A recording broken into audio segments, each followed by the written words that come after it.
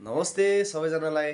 आजको हाम्रो यात्रा चाहिँ एक गोर्खा जिल्ला प्रहरी कार्यालयबाट अनि हामी चाहिँ गोर्खाबाटै माथिल्लो भेग लगभग 27 कोर्स माथि जाँदैछौँ।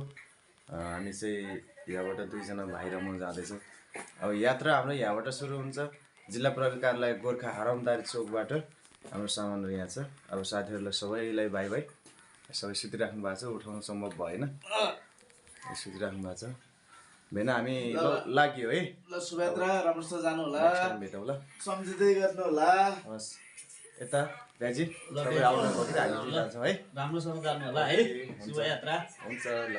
आजको हाम्रो यात्रा चाहिँ यहाँबाट सुरु हुन्छ।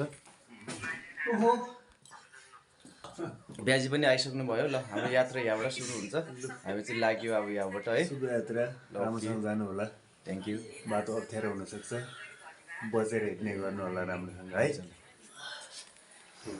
Good play.